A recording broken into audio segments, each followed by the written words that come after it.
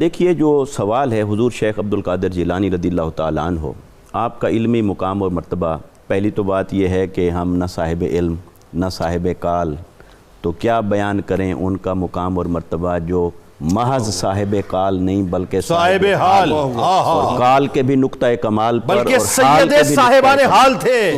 سید صاحبان حال، اور جو ان کی مجلس میں چلا جائے وہ صاحب حال ہو جائے۔ صاحب حال تو صاحب کال ہونے کی بھی معراج پر اور حال کی بھی معراج پر۔ تو دیکھیے کہ اللہ تبارک و تعالی نے اسی علم کو ہی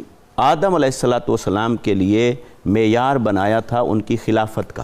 جب فرمایا وَعَلَّمَ آدَمَ الْأَسْمَاءَ كُلَّهَا، تو گویا کہ اللہ تبارک و تعالی نے جو آدم علیہ السلام کے سر مبارک پہ تاج خلافت رکھا، اس کی بھی بنیادی وجہ یہ تھی کہ آپ کو علم کے اندر بلند رکھا ملائکہ سے، اور یہی ایکسپیریمنٹ کروایا قرآن مجید کی روشنی میں۔ اور پھر آقا علیہ السلام فرماتے ہیں، حدیث مبارکہ ہے، خیرکم من تعلم القرآن وعلمہ، تم میں سے بہترین شخص وہ ہے جس نے قرآن اور قرآنی علوم کو حاصل کیا اور پھر اسے آگے پھیلایا۔ تو شیخ عبدالقادر جیلانی رضی اللہ تعالیٰ عنہ کی زندگی کے اندر ہمیں 25 سال جو ریاضت، مجاہدہ، مشقت اور تحصیل علم کے اندر جس طرح آپ نے اسفار فرمائے اور جن جن مراحل سے گزرے ابتلاء کے اور امتحان کے مقامات سے، وہ بھی بے مثال ہے۔ لیکن پھر آپ خود ہی فرماتے ہیں کہ درست العلم حتی صرت قطبا، کہ میں علم حاصل کرتا چلا گیا، پڑھتا چلا گیا، حتیٰ کہ اسی علم نے مجھے قطبیت کے مقام تک پہنچا دیا اور میں قطب ہو گیا۔ اور آپ کا جو علمی مقام اور مرتبہ تھا، دیکھیے کہ آپ نے کم و بیش اپنی عمر مبارک کے آخری سال تک، 90 سال تک آپ نے پڑھایا اپنے ادارہ کے اندر، اور کم سے کم 13 علوم آپ روزانہ پڑھایا کرتے تھے۔ 13 علوم، 13 فنون روزانہ کی بنیاد پر پڑھایا کرتے تھے۔ یہ آپ کو اللہ رب العزت نے علمی ثقافت اور وسعت عطا فرمائی۔ پھر آپ کی فتویٰ نویسی بالکل آپ نے اوائل دور میں شروع فرمائی، اور آپ کے فتاویٰ کے بارے میں یہ معروف تھا کہ آپ بالکل جو ہی آپ کے سامنے کوئی سوال آتا تھا، آپ فی البدی طور پر اس کا جواب لکھوانا شروع کرتے تھے، کتاب کو کھولنے کی ضرورت، اور کسی کتاب کو کھولنے کی کبھی ضرورت پیش نہیں آئی۔ سوال آیا اور آپ پورے ریفرنسز کے ساتھ، حوالہ جات کے ساتھ اس کا جواب لکھوایا کرتے تھے۔ اس زمانے میں مفتی اعظم عراق آپ کہلاتے تھے۔ یقیناً آپ کو اللہ رب العزت نے جو مقام اور مرتبہ عطا فرمایا، جیسے روحانیت میں آپ اپنے عظیم رتبے پر فائز تھے، ایسے علم کے اندر اسی مقام پر اور اس کی معراج پر آپ فائز تھے۔ جو آپ نے امام جوزی رحمۃ اللہ تعالی علیہ کا ذکر فرمایا، یہ شیخ ابو العباس نے بیان کیا واقعہ۔ وہ کہتے ہیں کہ امام جوزی میرے ساتھ ایک دن گئے آپ کی مجلس میں، اور ہم گئے کہ آپ کیا بیان کرتے ہیں، کیونکہ جو صاحب فن اور صاحب کال تھے تو وہ ان صوفیاء کے جو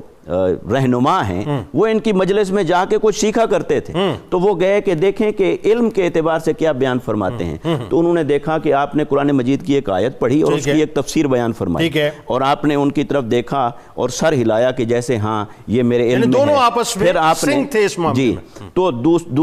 پھر آپ نے دوسری تفسیر بیان کی، دونوں نے سر ہلایا کہ ہاں یہ بھی ہمارے علم میں ہے۔ پھر آپ نے 10 تفسیریں بیان کی، 10 تفسیریں بیان کی، اور وہ کہتے رہے کہ ہاں یہ ہمارے علم میں ہے۔ پھر آپ نے 11ویں تفسیر بیان کی، اور انہوں نے ایک دوسرے کو حیرت سے دیکھا کہ یہ ہمارے علم میں نہیں ہے۔ پھر آپ نے 12ویں تفسیر بیان کی، 13ویں تفسیر بیان کی، حتیٰ کہ آپ نے 40 تفسیریں بیان فرمائیں،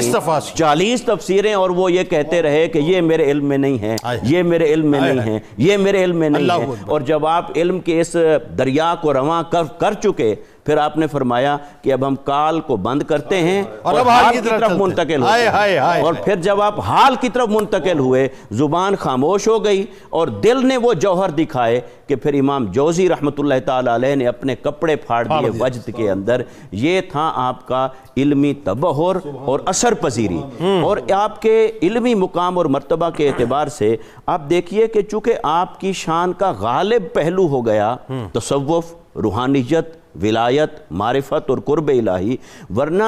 یہ مقامات علم کے بغیر کبھی بھی حاصل نہیں ہوتے۔ اور علم ہی وہ سیڑھی ہے جس کے ذریعے سے کوئی اللہ تعالیٰ کے قرب کی بلندی کو پاتا ہے، اور علم ہی ہے کہ جو اللہ تعالیٰ کی معرفت کی راہیں سجھاتا ہے۔ جب آپ مراقبہ اور مجاہدہ کے اندر ایک بار تشریف فرما تھے، اور شیطان وہ اپنے اعتبار سے جیسے صوفیاء اور عرفاء پر حملہ آور ہوتا ہے وہ حملہ آور ہوا اور وہ ایک روشنی بن کر چمکا، تو اس نے کہا کہ اے عبد القادر میں ہی تیرا رب ہوں، اتنی عبادت اور بندگی آپ کر چکے کہ اب میں نے اپنی عبادت اور بندگی آپ کے لیے معاف کر دی ہے، بس آج کے بعد آپ نہ کیا کریں۔ تو آپ نے فرمایا کہ یہ کیسے ہو سکتا ہے کہ میرے رب نے اپنے نبیوں کے اوپر عبادت اور بندگی کو ہمیشہ قائم رکھا اور ان کو استثناء نہیں دیا، تو مجھے کیسے ہو سکتا ہے؟ پھر اس نے دوسرا حملہ کیا، اس نے کہا شیخ عبد القادر جیلانی آپ کو آپ کے علم نے بچا لیا کہ آپ نے اپنی علم اور معرفت سے یہ جان لیا کہ حق کیا ہے۔ آپ نے فرمایا نہیں، مجھے میرے علم نے نہیں، مجھے میرے رب نے بچا لیا ہے۔ تو اللہ تبارک و تعالیٰ نے آپ کو ظاہر اور باطن کے اعتبار سے، علم اور عمل کے اعتبار سے وہ مقامات عطا فرمائے تھے کہ آج تک تمام علماء بھی، صلحاء اور اولیاء بھی وہ آپ کے قدموں پر سر جھکاتے ہیں اور آپ کو خراج عقیدت پیش کرتے ہیں۔ یعنی اس سے مراد بڑی سادی سی بات یہ ہوئی جو میں سمجھا